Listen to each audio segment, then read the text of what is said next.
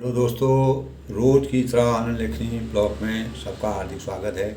सबके मंगल भविष्य की कामना के साथ दोस्तों, आज 20 नवंबर 2023 कार्तिक मास के शुक्ल पक्ष की अष्टमी तिथि और इस तिथि पर धनिष्ठा नक्षत्र और ध्रुव योग का संयोग रहेगा।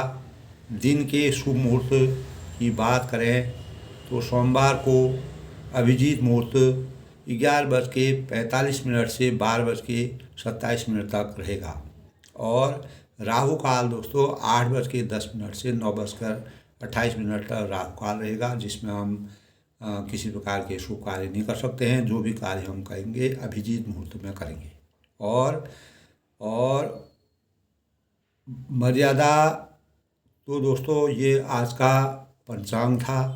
पंचांग के अनुसार जो है सोमवार के दिन जो है भगवान शिव को समर्पित होता है।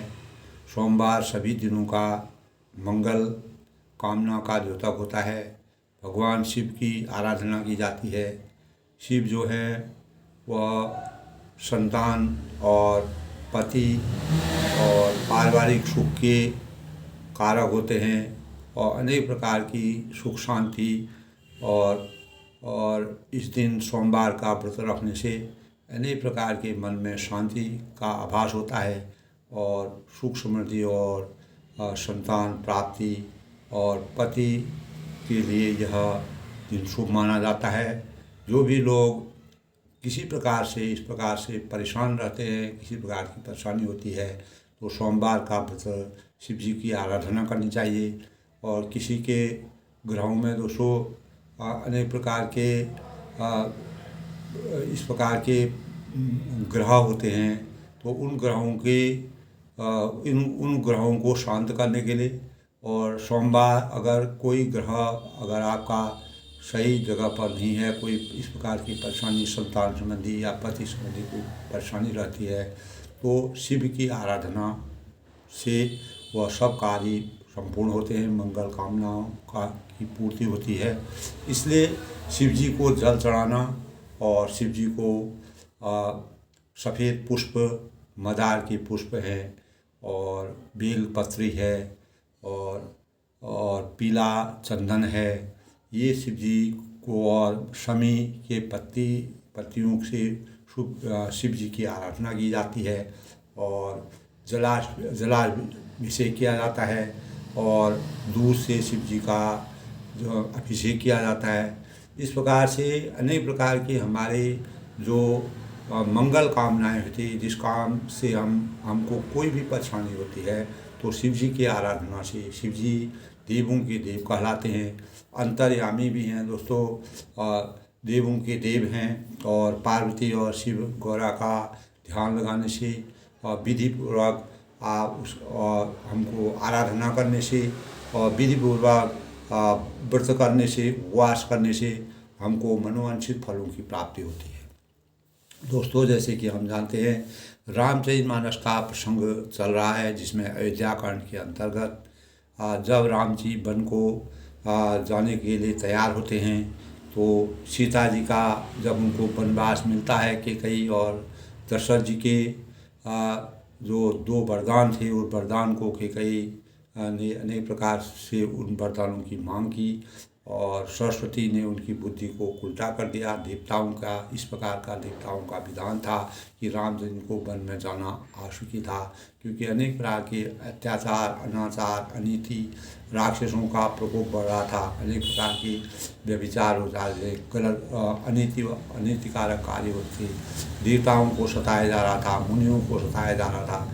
इस प्रकार से जब धरती में दोस्तों इस प्रकार से अपयश और अनीति होती है, अत्याचार होते हैं, तो भगवान किसी न किसी रूप में इस धरती पर अवतरित होते हैं और अवतरित होने के बाद मर्यादा पुरुषोत्तम भगवान राम जी ने इस संसार में, इस सृष्टि में सृष्टि की रचना को आगे तक जीवित रखने के लिए, सृष्टि को संजो कर रखने के लिए अनेक प्रकार से मानव रूप में अवतरित होकर मानव चेतना को जगाया और अनेक प्रकार के अत्याचारी, व्यभिचारी, अनीति, अत्याचार, असत्य और बुराई पर विजय प्राप्त करके सत्य और अच्छाई का मार्ग अपनाने की प्रेरणा हमको दी।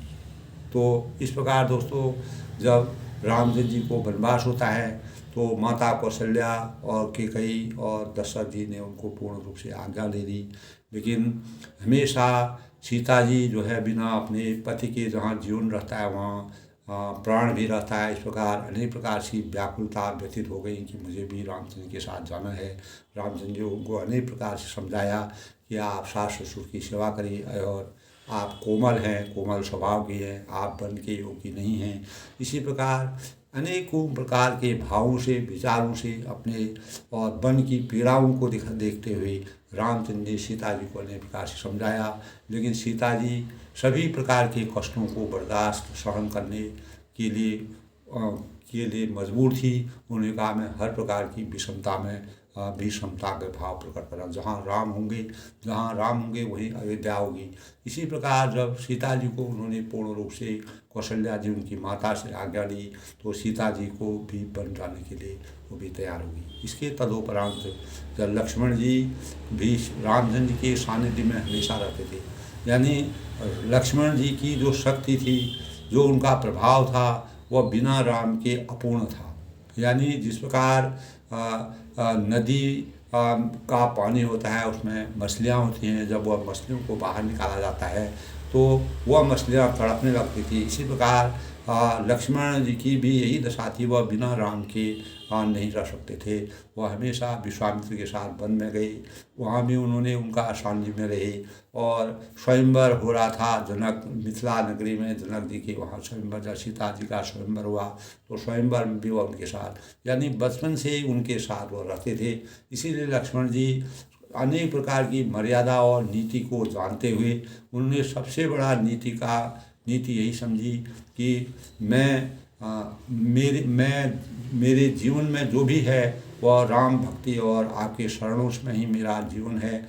आप ही मेरी मर्यादा के रक्षक हैं। अनेक प्रकार के इस प्रकार से भावों से लक्ष्मण जी जब बहुत ही परेशान हो गए तब रामचंद्र जी ने भी उनको वन जाने की अनुमति दी और उन्होंने फिर कहा कि आप मैं अपनी माता से और आज्ञा मांगे और वन जाने के जब पूर्ण रूप से लक्ष्मण जी बहुत ही परेशान हो गए, उदास हो गए और वह रामचंद्र जी के सानिध्य में जाना चाहते थे, उनके साथ रहना, उनका साथ नहीं छोड़ना चाहते। भ्रातृत्व प्रेम था और वह राम भक्ति में विलीन थे। तो इस प्रकार दोस्तों इसी अनुरूप में हमारे जीवन में मर्यादा का सही अर्थ है, यानी रामचंद्र परम ब्रह्म परमेश्वर भगवान राम जी को मर्यादा पुरुषोत्तम क्यों कहा जाता है, मर्यादा क्या चीज़ है। दोस्तों हमारे जीवन में गौरव, प्रतिष्ठा, मान और सम्मान और एक मर्यादा का उल्लंघन और मर्यादा को आगे बढ़ाने के लिए जिस प्रकार के भावों से हम अपने को संजो कर रखते हैं, वही मर्यादा का सबसे बड़ा, यानी अपनी गौरव को प्राप्त करने के लिए, प्रतिष्ठा को प्राप्त करने के लिए, मान सम्मान को प्राप्त करने के लिए हम जिस प्रकार के कर्म क्षेत्र में इधर अपनी कर्तव्य निष्ठा का पालन करते हैं, वही मर्यादा का सबसे बड़ा सूचक होता है। तो अंग्रेजी में दोस्तों मर्यादा को डिग्निटी कहते हैं और लिमिट कहते हैं, यानी किसी लिमिट से हमको बाहर नहीं जाना कि हमें अपनी डिग्निटी को हमेशा संजो कर रखना चाहिए, अपनी मर्यादा को संजो कर रखना चाहिए। तो मर्यादा का सही अर्थ है दोस्तों न्याय मार्ग में स्थित नीति और बंधन के अनुरूप निश्चित प्रथा और व्यवस्थित नियम इत्यादि, यानी व्यवस्थित ढंग से अपने जीवन को चरितार्थ करना, मर्यादा के अनुसार नीति के बंधनों से रहकर बंधन में बचकर रहने, सीमा के अनुसार अपने कार्यों को परिणित करना और यानी न्याय मार्ग में स्थित धर्म मर्यादा है। न्याय मार्ग में हम जब कार्य करते हैं उसमें जो हमारा धर्म है वही मर्यादा की सबसे बड़ी भूमिका है। यानी किसी भी मनुष्य को कर्तव्य और कर्म किसी भी मनुष्य के कर्तव्य और कर्म अनेक प्रकार के होते हैं, परंतु उनकी अपनी सीमा होती है।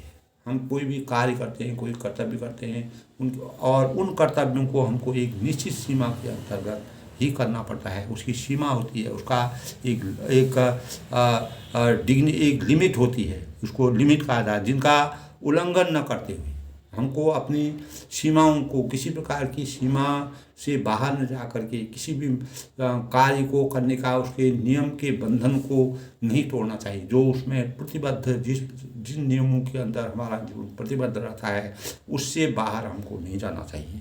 तो और आदर्श जीवन बिताना ही सच्ची मर्यादा का पालन करना है। मर्यादा पुरुषोत्तम भगवान रामचंद्र जी को इसलिए मर्यादा पुरुषोत्तम कहते हैं।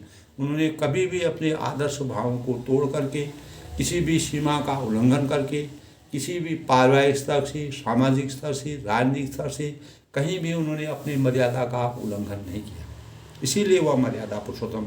लोगों के विचारों में दोस्तों, हमारे विचार में बार बार आता है कि मर्यादा पुरुषोत्तम कहते हैं, तो क्यों कहते हैं?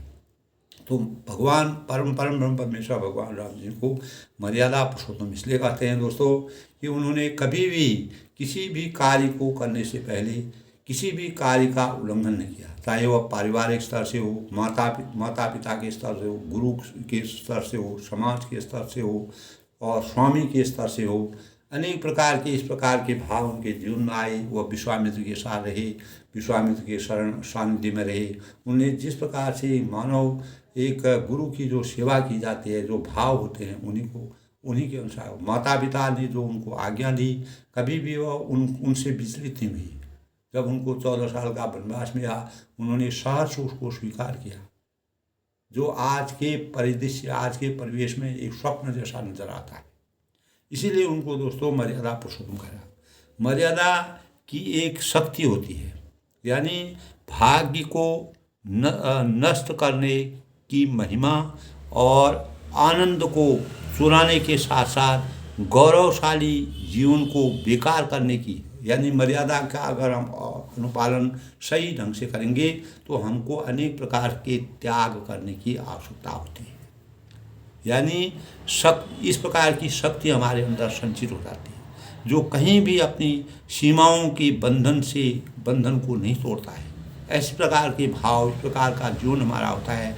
हम किसी भी सीमा का उल्लंघन नहीं करते, उनके बंधन को नहीं तोड़ते। जिस सीमा तक जो बंधन, जो हमारे पारिवारिक स्तर से, सामाजिक स्तर से, राजनीतिक स्तर से और आध्यात्मिक स्तर से जो हमारे नियम बने हैं, हमारे बंधन बने हैं, उन बंधनों को तोड़ करके उससे बाहर नहीं जाना, वह जो है मर्यादा के खिलाफ है, यानी उनके मान सम्मान के खिलाफ है।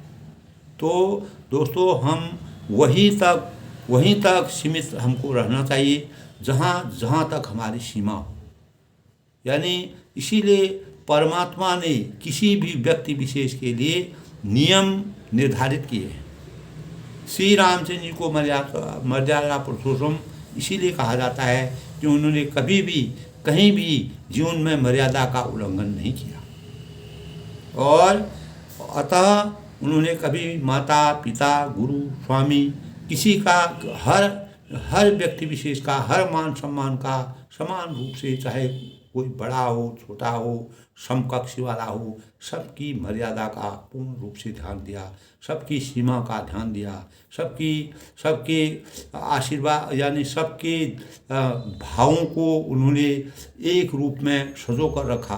तो इसीलिए दोस्तों, शब्द को कभी भी उन्होंने मतलब किसी कार्य को न करने की, यह कार्य मेरे से नहीं हो सकता है, यह कार्य मैं नहीं करूँगा, इस शब्द को अपने जीवा के अंदर कभी भी प्रदर्शित नहीं किया। कभी भी अपने जीवा के अंदर उन्होंने नकारात्मक भाव को कभी भी संज्ञा नहीं दी। और भगवान श्री रामचंद्र ने मर्यादा पुरुषोत्तम इसलिए कहा जाता है कि मर्यादा पुरुषोत्तम का अर्थ होता है दोस्तों सर्वोच्च, यानी सम्मान और सर्वोच्च गुणों से अभिषक्त। और श्री रामचंद्र ने कभी भी अपनी मर्यादा का उल्लंघन नहीं किया, इसीलिए वे मर्यादा पुरुषोत्तम श्री राम कहलाते हैं दोस्तों। इसीलिए मर्यादा की रचना करने के लिए रामचंद्र जी को इसीलिए मर्यादा पुरुषोत्तम कहा गया है, क्योंकि उन्होंने तुलसीदास जी ने उनके चरित्र का इस प्रकार से बखान किया है, और कि हर क्षेत्र में, चाहे पारिवारिक क्षेत्र हो और सामाजिक क्षेत्र हो, राजनीतिक क्षेत्र हो, आध्यात्मिक क्षेत्र हो, धार्मिक क्षेत्र हो, सभी क्षेत्रों में उन्होंने किसी भी प्रकार से अपनी मर्यादा, मान सम्मान और अपने धर्म की नीति से किसी भी हर चीज़ का पालन करते हुए किसी चीज़ का उल्लंघन नहीं किया। इसीलिए उनको मर्यादा पुरुषोत्तम कहा जाता है। मर्यादा का मतलब होता है मान सम्मान के साथ जीवन को व्यतीत करना। दोस्तों, कल के प्रकरण में जैसे कि हमारा प्रसंग आया था, धर्म और नीति उपदेश तो उसको करना चाहिए जिसे कीर्ति, विभूति, ऐश्वर्य तथा सद्गति प्यारी हो। यानी किंतु जो मन, वचन और कर्म के चरणों में भी प्रेम रखता हो, वह कृपा सिंधु क्या, वह भी त्याग के योग्य है। इस प्रकार के भाव जो है, धर्म नीति उपदेश हिताही, कीर्ति विभूति सुगत प्रिय राही, मन क्रम वचन चरण रथ होई, कृपा सिंधु परिहूँ की सोई। तब लक्ष्मण जी भगवान राम जी से कहते हैं, तब उसके प्रत्युत्तर में रामचंद्र जी कहते हैं, करुणा सिंधु सुबंधु की सुनि मृदु वचन विनीत। इस प्रकार के दया के समुद्र श्री रामचंद्र ने भले यानी अपने इतने इस स्वभाव के भाई के कोमल और नम्रतायुक्त वचन सुनकर, मृदु वचन विनीत, समझाए उरलाए प्रभु जान स्नेह, तब सुनकर और उसे स्नेह के कारण डरे हुए जानकर हृदय से लगाकर उनको समझाने की कोशिश की। यानी लक्ष्मण जी बिना रामचंद्र जी के उनका जीवन बहुत ही असह्य था। उनका पूरा जीवन उन्हीं के अनुसार चलता था। वह हमेशा रामचंद्र की शरण में बचपन से ही उनके सानिध्य में रहे और उनका अटूट प्रेम था, और रामचंद्र जी के वह सेवक के रूप में कार्य करते थे, और उन्होंने हमेशा रामचंद्र जी के कथनानुसार या उनकी मर्यादा के अनुसार कार्य करने की अनेक प्रकार के भाव प्रकट किए। तब रामचंद्र जी उनसे कहते हैं, माँ गहूँ विदा मातु सनुराई, आहूँ बे चलऊँ बन जाए भाई, मुदित भई सुनी रघुबर वाणी, भयो लाभ बड़ गई बड़े हानि। यानी और कहा कि हे भाई, जाकर माता से विदा मांगो। यहाँ पर भी दोस्तों मर्यादा की बात है, ये नहीं कि रामचंद्र ने उनको आज्ञा दे दी वो सीधे वन को चले जाएंगे। उन्होंने कहा सबसे पहले अपनी माता की आज्ञा प्राप्त करो और जल्दी वन को, और शीघ्र ही हमको वन को जाना है। और रघुकुल में श्रेष्ठ श्री राम जी की वाणी सुनकर लक्ष्मण जी आनंदित हो गए। तब उनको अपार आनंद, जो व्याकुल हुए थे, व्यथित होते, परेशान हुए थे, और बिना रामचंद्र जी के वह जिस प्रकार नदी पानी से मछली को बाहर निकाल जाता है, जिस प्रकार मछली का जीवन होता है, उसी प्रकार उनका जीवन था। यानी रामचंद्र के बिना उनका जीवन निरर्थक था और प्राणहीन था। जिस प्रकार मछली को प्राण मछली के तभी रहते हैं जब वो पानी में रहती है, अगर वो पानी से बाहर निकल जाती है वो प्राणहीन हो जाती है। इसी प्रकार लक्ष्मण जी भी अपने भाई के स्नेह और शब्दों में सने हुए थे, और बड़ी हानि दूर हो गई और बड़ा लाभ हुआ। यानी जब परम ब्रह्म परमेश्वर के भक्त हैं, अनुयायी हैं, उनके सेवक हैं और सखा भी हैं और उनके भाई भी हैं, अनेक रूपों से उनकी व्याख्या की गई है। माता की आज्ञा शिरोधारी करो, हर्षित हृदय मातु पहि आई, मनो अंध बीरी लोचन बाई, जाय जनन पग नायु माता, मनु रघुनंदन जान ही जाता। तब वे हर्षित होकर हृदय से माता सुमित्रा जी, उनकी माता का नाम था, रामचंद्र की माता का नाम कौशल्या था, वो सुमित्रा थी और वह कैकेयी थी। सुमित्रा जी के दो पुत्र थे, एक लक्ष्मण जी थे और एक शत्रुघ्न जी थे। यानी सुमित्रा जी से उन्होंने, अपनी माता से उन्होंने जो है आशीर्वाद दिया, और अंधा फिर से नेत्र पा गया। उनको इस प्रकार का हुआ कि जो अंधा पूरे संसार को देख नहीं सकता है। कहने का मतलब ये है कि बिना रामचंद्र के सानिध्य की उनका जीवन जो है अंधकार में था। तो वह जो है अंधा जो आदमी, दोनों आँखों जिसके नहीं होते हैं, जो नहीं देख पाते हैं, वह उनके नेत्र खुल गए। इस प्रकार का उनको आनंद की अनुभूति उनके मन में हुई। जब रामचंद्र ने उनको आज्ञा दे दी, उन्होंने जाकर माता के चरणों में मस्तक नवाया। तब उन्होंने माता जी से आज्ञा मांगी, और किंतु उनका मन रघुकुल को आनंद देने वाले श्री रामचंद्र जी और जानकी जी के साथ था। वह माता से भी स्नेह करते थे, लेकिन धर्म की धूरी और मर्यादा की रचना करने के लिए सीता जी और राम जी के सानिध्य में रह करके उनकी सेवा करना चाहते थे। अपनी माता से भी ज़्यादा उनकी सेवा दी। एक तरफ से जब राम जी को वनवास होता है, तो वह उनके बगैर उनका जीवन अगर रामचंद्र जी जीवन भर यानी 14 साल तक अगर कष्ट भोगेंगे, कष्ट में रहेंगे, तो मेरा जीवन निरर्थक है। इस प्रकार के भाव लक्ष्मण जी के मन में थे। इस प्रकार के भाव तुलसीदास जी ने बड़े ही मार्मिक ढंग से सुंदर भ्रातृत्व प्रेम का वर्णन किया है। तब पूछे माँ तो मलिन मन देखी, लखन गई सब कथा विशेषी, गई सहम सुनी बचन कठोरा, मृग देखी तब जन चहुरा। तब माता ने उनसे कारण पूछा कि क्यों तुम उदास हो। लक्ष्मण जी ने पूरा विस्तार से उनको भी, माता को भी मालूम नहीं था सुमित्रा जी को क्या हुआ है, तो उन्होंने बताया कि रामचंद्र जी को 14 साल का वनवास हुआ है, कि कई माता के 2 वरदान दिए हैं, उसमें रामचंद्र जी को 100 साल का वनवास है और भरत जी को राजगद्दी है, और मुझे भी रामचंद्र जी के शरण में जाना है। मैं बिना उनके नहीं रह सकता हूँ। अगर वह 14 साल तक वन में रहेंगे तो मुझे भी उनके साथ जाना है, क्योंकि मैं सीता और रामचंद्र को नहीं छोड़ सकता हूँ। अपनी माँ को छोड़ सकता हूँ, लेकिन उनको नहीं छोड़ सकता हूँ। इस प्रकार के भाव कह करके तब गई सहमी सुनी मन वचन कठोरा। सुमित्रा जी कठोर वचनों को सुनकर ऐसी सहम हो गई, यानी वह उनका भी आश्चर्य हो गया, सहम गई, जैसे हिरनी चारों ओर वन में आग लगी देखकर सहम जाती है। हिरनी होती है एक पूरा अयोध्या का राज्य होता है। अयोध्या का राज्य में जो है चारों तरफ आनंद ही आनंद है, लेकिन उस राज्य में ऐसा लग रहा है कि हिरनी को पूरे जंगल में जिस प्रकार आग लग करके हिरनी सहम जाती है, उसी प्रकार सुमित्रा जी को भी ऐसी बातें सुन करके उनके हृदय में आग की ज्वाला फूट गई। आग की ज्वाला के समान उनका हृदय बन गया। लखन लखे भा और अनरथ राजू, यही सनी बस करब अकाजू, माँ गत विदास भव सब चाही, जाय संग विधि कहने की नाही। तब लक्ष्मण जी ने देखा कि आज अब अनर्थ हुआ, वे स्नेह बस काम बिगाड़ देंगी। इसलिए वह कहते हैं कि उनका स्नेह है, माँ का दुलार है, और माँ का लाड़ है, दुलार है और प्यार है, तो उनके मन में फिर अनेक प्रकार से वह व्याकुल होने लगे कि कहीं ये स्नेह वह मेरे को मना न कर दे, क्योंकि मना करने पर मर्यादा की रचना करनी है, और मर्यादा के अनुरूप किसी भी कार्य से हमको बाहर उसका उल्लंघन नहीं करना चाहिए। इस प्रकार की बातें रामचरितमानस से हमको ज्ञात होती हैं, प्राप्त होती हैं, हम अपने जीवन में उसको चरितार्थ करते हैं। इसीलिए वे विदा मांगते हुए डर के मारे सूख जाते हैं। माता से आज्ञा मांगते हैं कि मुझे भी वन में जाना है, डर के मारे सहमे हुए हैं। उन्होंने कहा रामचंद्र जी तो मेरे को आज्ञा दे दी, लेकिन माता कहीं मुझे मना न कर दे। इस प्रकार का संशय उनके मस्तिष्क में था, उनके विचारों में था, उनके मन में था।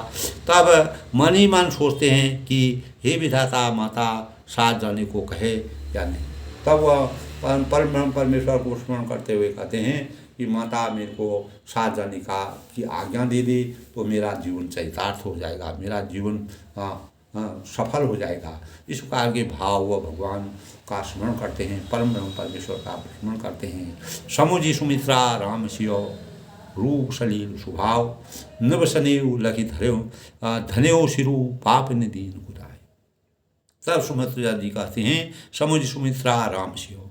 तब सुमित्रा जी ने श्री राम और सीता जी के रूप, सुंदर शील स्वभाव को समझकर, अपने मन में विचार कर, ध्यान कर, उसका अनुसरण करते हुए, उसकी मर्यादा के भावों को रखते हुए, उन पर राजा का प्रेम देखकर, और फिर सिर धुना पीटा और कहा कि पापनी केकई ने बुरी तरह घात लगाया है, कैकेयी ने इस प्रकार का जो कार्य किया, इस प्रकार का जो वरदान मांगा, ये प्रकार का घात लगाना है, जिस प्रकार हम शत्रु पर घात लगाते हैं उसी प्रकार शत्रु हमारे ऊपर घात लगाता है।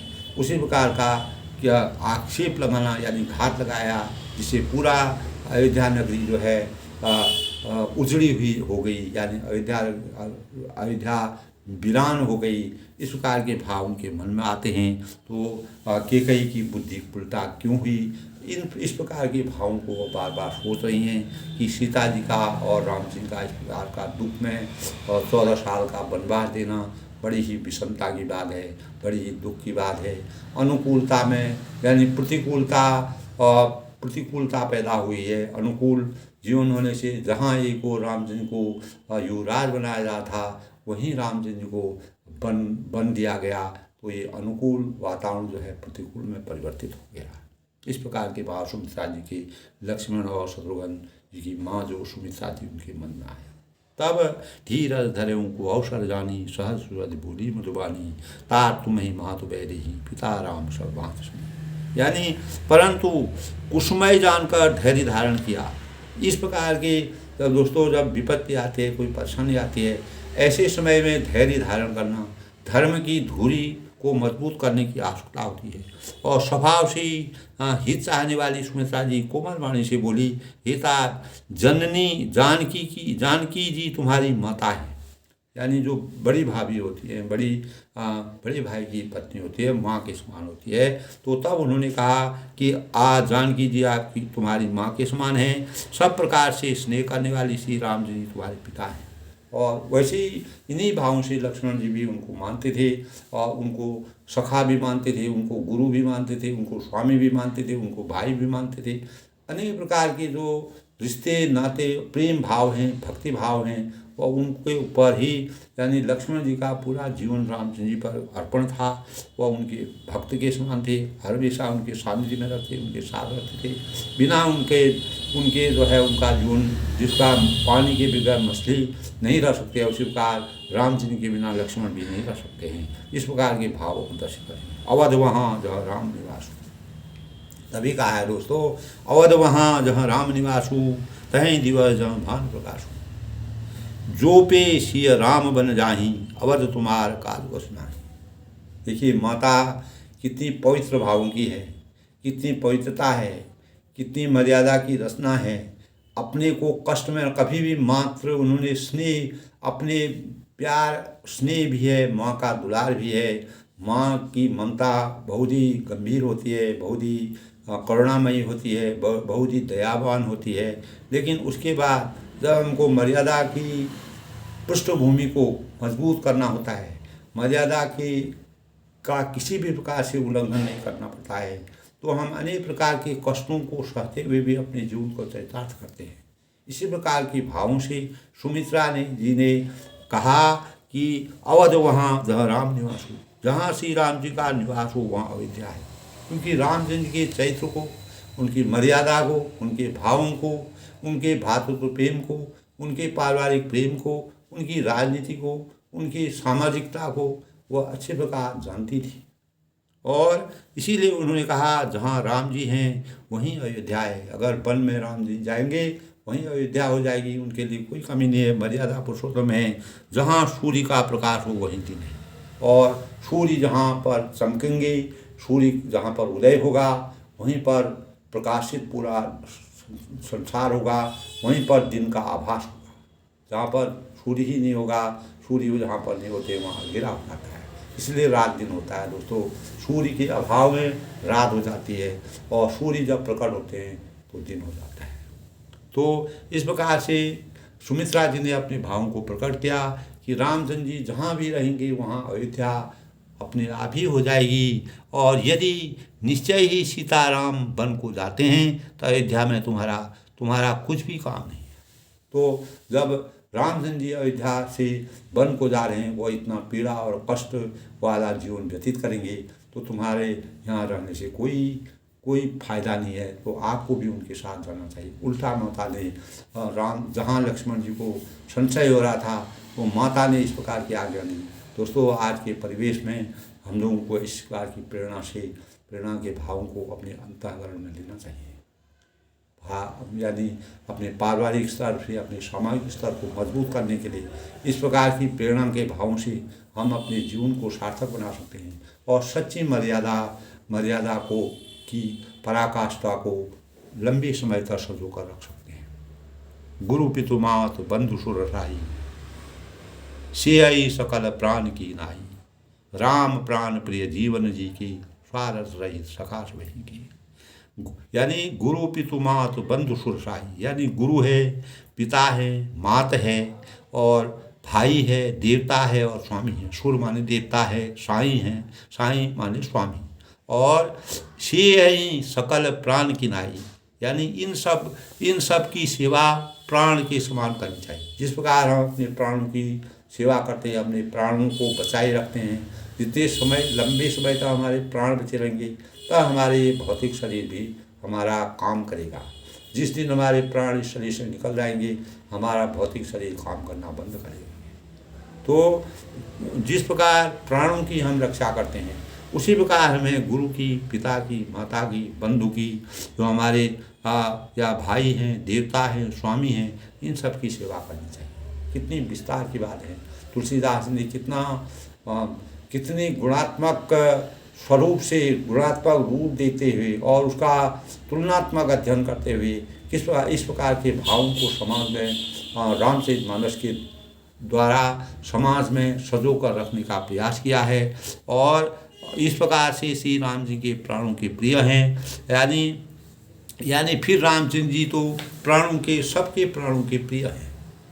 वह हर एक व्यक्ति विशेष के, उनका चरित्र चित्रण इस प्रकार का है, उनकी मर्यादा इस प्रकार की, उनके भाव इस प्रकार के, वह इस प्रकार के भावों से, इस प्रकार के आदर्शों से व्याप्त हैं कि वह सबके प्रिय हैं।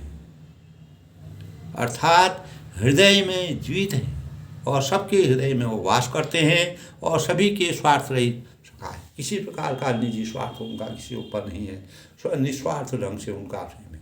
इसीलिए दोस्तों उनको मर्यादा पुरुषोत्तम कहा गया है रामचंद्र जी का। उनका चरित्र इस प्रकार का था कि तुलसीदास जी भी उनके वास्तविक चरित्र का चित्रण करने में अपने को संकोच करते हैं। पूजनी प्रिय परम जहाँ थे, पूजनी प्रिय परम जहाँ थे, सब बानी हैं राम की नाते, अस जिय जान संग बन जाऊ, ले उतार जग जीवन लाओ। तब कहती हैं जगत में जहाँ तक पूजनी और परम प्रिय लोग हैं, जो पूज्य होते हैं, चाहे वो समाज के हों, परिवार के हों, देश के हों, कहीं पर भी किसी भी आध्यात्मिक स्तर के हों, जहाँ उनका जो पूजनीय लोग होते हैं, जो संसार में प्रसिद्ध लोग होते हैं, जो मर्यादा के अनुकूल रहते हैं, कभी भी मर्यादा का उल्लंघन नहीं करते हैं, वे सबके प्रिय होते हैं और वे सब राम जी के नाते ही हैं। और रामचंद्र में इस प्रकार के सब गुण विद्यमान हैं। पूजनीय, परम प्रिय हैं, मानने योग्य हैं और हृदय में ऐसा जानकर हे तात, अपने पुत्र को कहा, ये पुत्र उनके साथ बन जाओ और जगत में जीने का लाभ उठाओ। इस संसार में जीवन की यात्रा, हमारे संसार की जो हमारी यात्रा है, उस यात्रा का फायदा उठाओ। ये इस जीवन में मानव पैदा होता है, ये हमारे एक प्रकार क्या हमारी यात्रा होती है। जितने समय तक हमको अपने जीवन की यात्रा करनी पड़ती है, उस यात्रा को करने के बाद हम फिर नए शरीर में चले जाते हैं। इसी प्रकार उन्होंने कहा कि जितना जीवन है उस जीवन में जो है, उस जीवन को, यात्रा को ऐसा बनाओ कि लोक कल्याणकारी बनाओ, परोपकार के लिए बनाओ और जीने का जो परम ब्रह्म परमेश्वर परमात्मा द्वारा, ब्रह्म द्वारा जो हमारा जीवन दिया है, इस जीवन की होने का लाभ उठाओ। ये बहुत ही अच्छा अवसर है, ये जीने का बहुत ही अच्छा अवसर है। इस प्रकार का अवसर किसको देख, कितने अच्छे भाव माँ के हृदय में हैं। तो उन्होंने उनको इस प्रकार के भावों को, उनके मन में इस प्रकार के भावों को संचित किया कि इसी प्रकार के भावों को संजो कर रखने के लिए आपने मर्यादा, इसीलिए मर्यादा की रचना होती है। इसलिए परम परमेश्वर भगवान राम जी को मर्यादा कहा था और उसी मर्यादा के अनुसार माता जी में अपने भाव व्यक्त की। भूरि भाग भाजन भयहूँ, मोहि समेत बलि जाऊँ, जो तुम्हार मन छाण चलू, कीन राम पद ठाऊँ।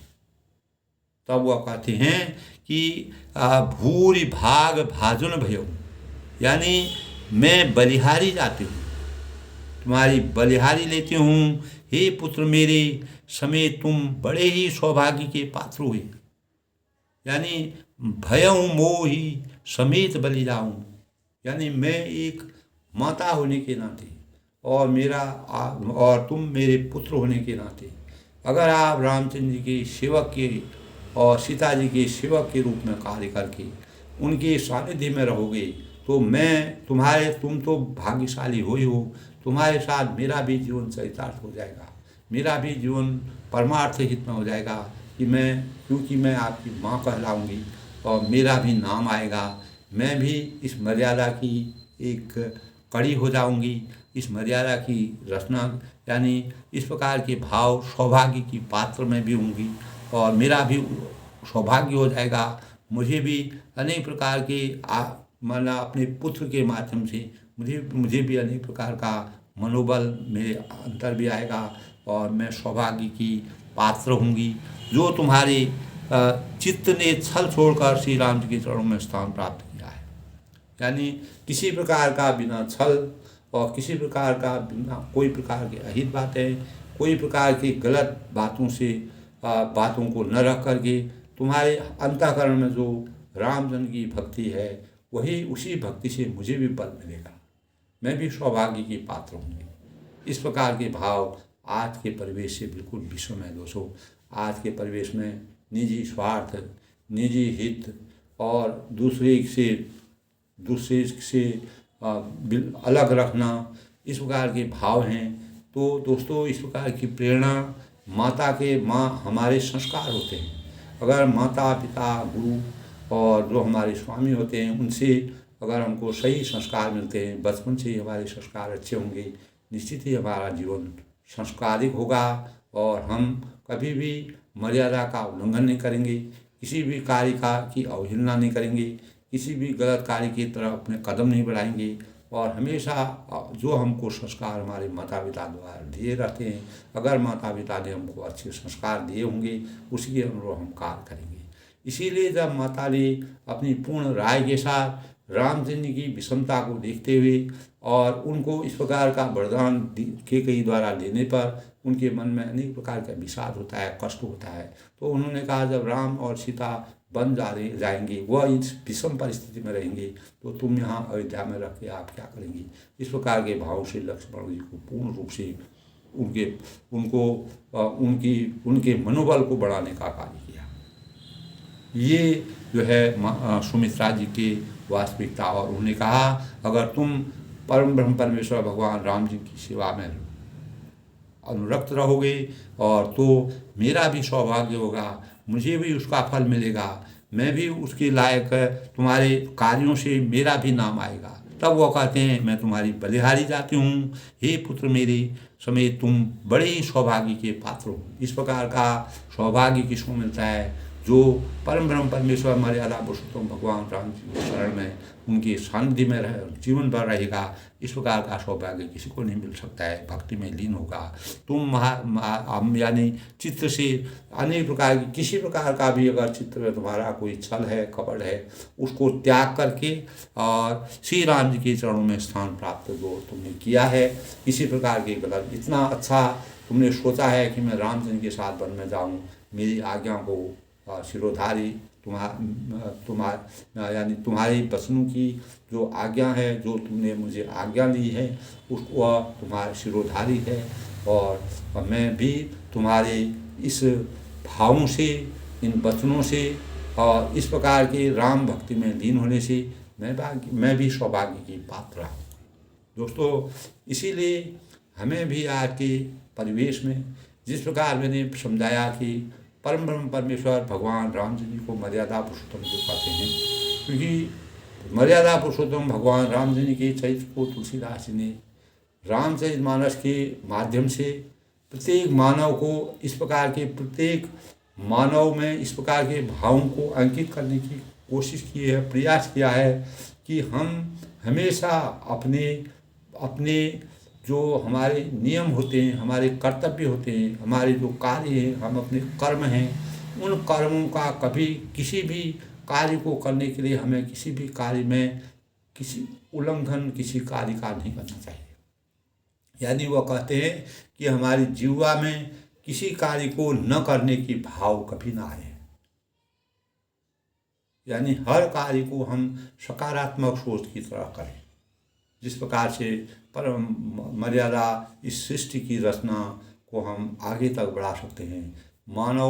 हर मानव के चिंतन में इस प्रकार के भावों को अंकित कर सकते हैं और यही भाव अगर हमेशा सृष्टि में रहेंगे, ये सृष्टि जब तक रहेगी दोस्तों तब तक अगर इस प्रकार के भाव रहेंगे कि हमारी जीवा में हमको कोई भी कर्तव्य कार्य करने के लिए, जब रामचंद्र जी को वन के लिए वरदान दिया गया वन जाने के लिए, तो उन्होंने उसको सहर्ष स्वीकार किया।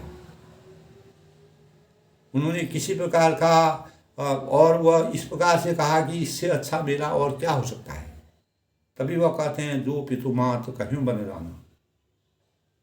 तो अगर माता पिता ने मुझे बन जाने की आज्ञा दे दी और राय दे दी और तो इससे अच्छा मेरा भाग्य क्या हो सकता है, क्योंकि मुझे वन में अनेकों कार्य करने हैं, अनेकों उपकार करने हैं, लोक पर कल्याणकारी कार्य करने हैं। उन्हीं कार्यों को अगर मैं जब करूँगा तभी मेरी मर्यादा की वास्तविकता सामने आएगी, सृष्टि में वह उजागर होगी और इस सृष्टि में उस प्रकार के भाव जाएंगे और प्रत्येक मानव के लिए यह प्रेरणा का स्रोत होगा और इन्हीं प्रेरणा से मानव जो है अपने जीवन को चरितार्थ करेंगे और अपने संस्कारों से, अपने विचारों से, अपने पारिवारिक जीवन से, अपने सामाजिक जीवन से, अपने राजनीतिक जीवन से, अपने देश से और अपने नगरी से और इस प्रकार का अनेक प्रकार का माया मोह के बंधन से दूर होकर जो भी हमको कर्तव्य निष्ठा के लिए हमको माता पिता गुरु और स्वामी के द्वारा कोई भी हमको कार्य दिया जाता है, उनका हमको कर्तव्य निष्ठा के साथ निर्वहन करना चाहिए। तभी हम मर्यादा के सभी सही उपासक होंगे, तभी मर्यादा की सही रचना होगी।